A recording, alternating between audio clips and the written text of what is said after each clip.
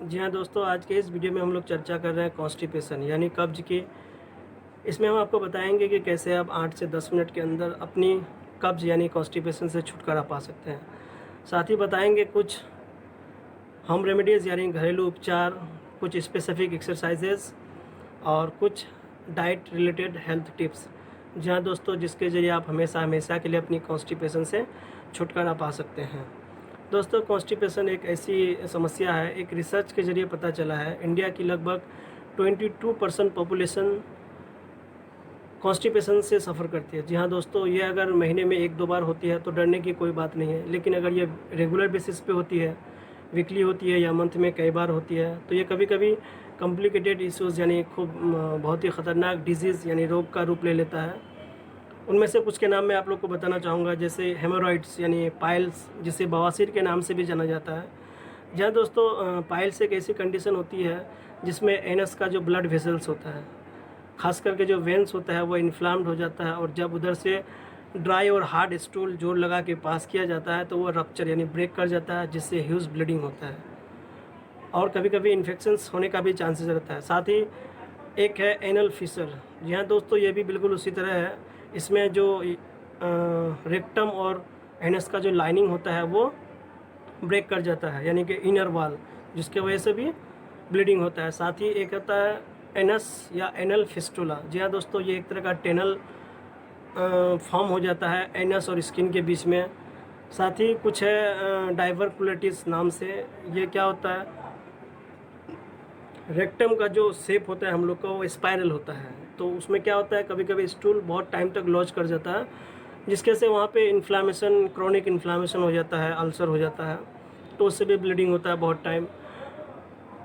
और कुछ होता है जैसे एक होता है यूरिनरी इनकॉन्टिनेंस। जहाँ दोस्तों जब जोर लगा के हम लोग स्टूल को पास करने का कोशिश करते हैं टॉयलेट में, तो कुछ पेल्विक फ्लोर मसल्स होते हैं जो वीक हो जाते हैं, जिसके वीक होने की वजह से हम लोग बहुत टाइम अपने यूरिन को कंट्रोल नहीं कर पाते, यानी कि यूरिन का जो कंट्रोल कैपेसिटी होता है, होल्डिंग कैपेसिटी होता है, वो नष्ट हो जाता है और हम लोग को फ्रीक्वेंटली यानी कि बार बार जैसे ही यूरिन लगता है जाना पड़ता है। जहाँ दोस्तों और साथ ही और भी बहुत सारे हैं, लेकिन मैं मोटे मोटे तौर पे जो कॉमन था, जिसके लिए बहुत ही भयानक था, जो वो मैंने आप लोगों के साथ शेयर किया।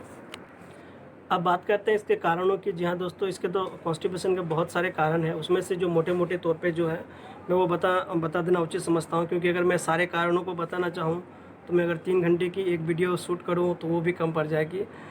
तो मोटे मोटे तौर पर क्या है, हम लोग का जो गैस्ट्रोइंटेस्टाइनल ट्रैक है, यानी जिससे जिधर से होकर हम लोग का जो खाना पीना जाता है, उसमें अगर किसी तरह का ऑब्स्ट्रक्शन, खास करके स्टोमक के नीचे वाला जो पोर्शन होता है, स्मॉल इंटेस्टाइन, लार्ज इंटेस्टाइन, इसमें अगर किसी तरह का ऑब्स्ट्रक्शन यानी कि ट्यूमर या एक्स्ट्रा ग्रोथ हो जाता है, तो इस कंडीशन में भी कॉन्स्टिपेशन होता है। साथ ही हार्मोनल चेंजेस की वजह से किसी किसी का, जैसे हाइपोथायराइडिज्म है, ये बच्चों में एक्चुअली ज़्यादा पाया जाता है। हाइपोथायराइडिज्म की वजह से कॉन्स्टिपेशन उन बच्चों में बहुत कॉमन होता है। और कुछ कुछ मेडिकेशन, जैसे स्ट्रॉन्ग पेन किलर, एंटीबायोटिक्स, और भी कुछ मेडिकेशन है जिसकी वजह से कॉन्स्टिपेशन होता है। साथ ही डाइट रिलेटेड, जैसे जब कभी हम लोग दूध ज़्यादा पी लेते हैं या चीज़ यानी कि पनीर ज़्यादा खा लेते हैं, चीज़ और पनीर से यूजुअली ज़्यादा कॉन्स्टिपेशन होता है। साथ ही कुछ नॉन वेज होते हैं जो ज़्यादा खा लेने से भी कॉन्स्टिपेशन होने का चांसेस रहता है। और कुछ उन लोगों में होती है जो लोग फिज़िकल एक्टिविटी बहुत कम करते हैं, जो लोग कंटिन्यू, जैसे कुछ पेशेंट होते हैं, बेड रिडन पेशेंट होते हैं, उनमें होने का चांसेस रहता है। उसके बाद कुछ ओबेसिटी टाइप के जो लोग होते हैं, लॉन्ग टाइम बैठे रहते हैं, उन लोग को भी होता है। तो और भी बहुत सारे रीज़न है, ये मोटा मोटी रीज़न था। और कम पानी पीने की वजह से भी होता है, लैक ऑफ फाइबर की वजह से भी होता है, यानी कि जब हम लोग साग सब्जी खाना छोड़ देते हैं तो उसकी वजह से भी होता है। तो ये कुछ। जी हाँ दोस्तों, अब हम लोग बात करेंगे कॉन्स्टिपेशन के ट्रीटमेंट की। जिनको रेगुलर बेसिस पे कॉन्स्टिपेशन होती है, उनके लिए तो मैं कुछ स्पेशल टाइप के एक्सरसाइज दिखाऊंगा वीडियो के लास्ट में। आपको वो एक्सरसाइज हर रोज़ करना है टॉयलेट जाने से पहले। उससे पहले आपको भरपेट पानी पी लेना है।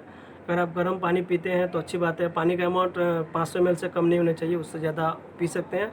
अपनी अपनी कैपेसिटी के हिसाब से पानी पिएँ, के लिए मिनिमम 500 ml पीना है आपको। और साथ ही आपको कुछ डाइट से रिलेटेड सुधार लाना है, चेंजेस लाना है। जैसे अगर आप नॉन वेज ज़्यादा खाते हैं तो उसको थोड़ा कम करना है। कुछ फाइबरस फ्रूट्स खाना है, कुछ फाइबरस वेजिटेबल खाना है। जैसे साग सब्जी खाने में शामिल करना है। साथ ही खीरा, गाजर, इस टाइप का जो फाइबरस वेजिटेबल है वो यूज़ करना है। कुछ फ्रूट्स जैसे एप्पल हो गया, डेट्स हो गया, और भी अदर फ्रूट्स जो फाइबर कंटेन करता है, इसको आपको लेना है। और साथ ही कुछ एक्सरसाइजेस करना है जो मैं वीडियो के आखिरी में बताऊंगा।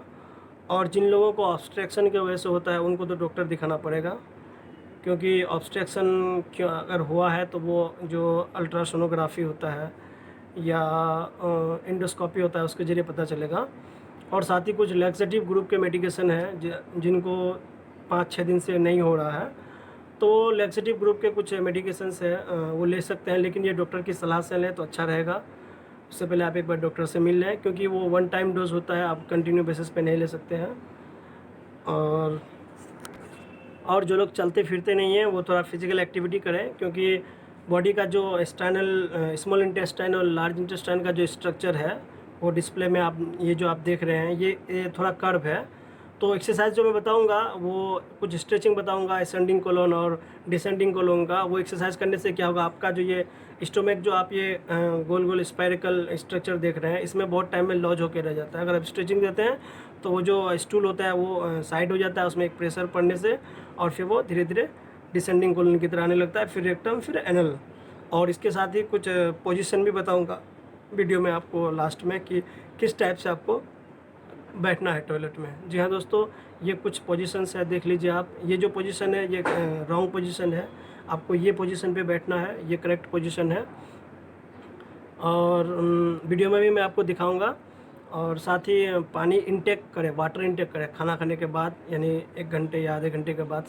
खाना खाने के साथ ही साथ ज़्यादा वाटर इंटेक नहीं करना चाहिए, बाद में करना चाहिए। अगर आप पानी कम पीते हैं तो पानी पिए, क्योंकि पानी भी कॉन्स्टिपेशन का एक रीज़न है। उसके बाद आप दूध और चीज़ यानी पनीर कम खाएं, दूध कम पिएं, क्योंकि इससे भी कॉन्स्टिपेशन होता है। और हर रोज़ खाना खाने के बाद 15 से 20 मिनट का फिजिकल एक्सरसाइज या कुछ रनिंग, वॉकिंग करें, जिसके वजह से आपका डाइजेशन प्रॉपर होगा और आपको कॉन्स्टिपेशन की शिकायत नहीं होगी।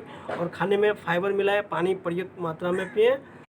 जी हाँ दोस्तों, अभी हम आप लोग को एक्सरसाइज परफॉर्म कराने जा रहे हैं कि कैसे आपको एक्सरसाइज करना है। तो सबसे पहले रेडी करो। सबसे पहले आपको करना है लेफ़्ट लेग को बाहर ले जाना है। उसके बाद राइट लेग को उसके ऊपर चढ़ाना है, दोनों हाथ स्ट्रेट करना है और बॉडी को कार्व करना है, ताकि आपका असेंडिंग कोलन में एक स्ट्रेचिंग पड़े। और ये आपको लगभग 15 सेकंड तक होल्ड करना है। आप नहीं कर पाएँ तो 10 सेकंड तक होल्ड कर सकते हैं, फिर सीधा हो जाना है। उसी तरह इसका ठीक ऑपोजिट करना है। राइट लेग को बाहर लेना है, उसके बाद लेफ़्ट लेग को उसके ऊपर चढ़ाना है और फिर एक कर्व देना है आपको, यानी कि डिसेंडिंग कोलन को स्ट्रेचिंग करना है। ये फिर आपको 10 से 15 सेकंड होल्ड करना है और फिर छोड़ देना है। और ये दोनों एक्सरसाइज 5 टाइम रिपीट्स होगा, यानी कि 5 बार उधर होगा, 5 बार इधर होगा, 5-5 करके दोनों तरफ कर्व होगा। उसके बाद ये सेकंड एक्सरसाइज है, इसमें आपको नी बेंड करके चेस्ट की तरफ खींचना है, 15 सेकंड तक होल्ड करके रखना है, फिर छोड़ देना है। उसके बाद फिर नेक्स्ट लेग लेना है, यानी लेफ़्ट लेग, इसको 15 सेकंड तक होल्ड करना है, फिर छोड़ देना है। इस तरह से 5 टाइम्स करके भी कर सकते हैं, इसको 10 टाइम्स करके भी कर सकते हैं। उसके बाद थर्ड एक्सरसाइज ये आपका दोनों नी फ्लेक्स करके चेस्ट की तरफ खींचना है, 15 सेकंड होल्ड करना है, फिर इसको छोड़ देना है। एक बार हुआ, इस तरह से इसको 10 से 15 बार इसको भी रिपीट करना है। और सबसे ज़रूरी बात और सबसे बड़ी बात इसमें ध्यान रखना है आपको कि एक्सरसाइज करने से पहले, यानी अर्ली मॉर्निंग में जब स्टूल पास करने से पहले जब आप एक्सरसाइज करेंगे उससे पहले भरपेट पानी पी लें, मिनिमम ½ लीटर 500 ml का पानी पीना है। उसके बाद यानी 500 ml वाटर इंटेक करने के बाद ही आप एक्सरसाइज करें, उसके बाद आप स्टूल में जाएं। उसके बाद पोजीशन कैसा होगा बैठने का, वो पोजीशन भी मैं दिखा दे रहा हूँ। ये जो पोजीशन देख रहे हैं ये स्ट्रेट पोजीशन है। इस पोजीशन में टॉयलेट में नहीं बैठना है। चलो, ये थोड़ा फ्लेक्स होगा। फ्लेक्स क्यों होगा, ये मैंने जो आपको बताया, एनाटॉमिकल पोजीशन में वो रेक्टम का जो स्ट्रक्चर होता है थोड़ा स्लाइड कर्व होता है, जिसके वजह से आप अगर ये पोजीशन अडॉप्ट करते हैं तो आपका स्टूल जो है इजीली पास होता है।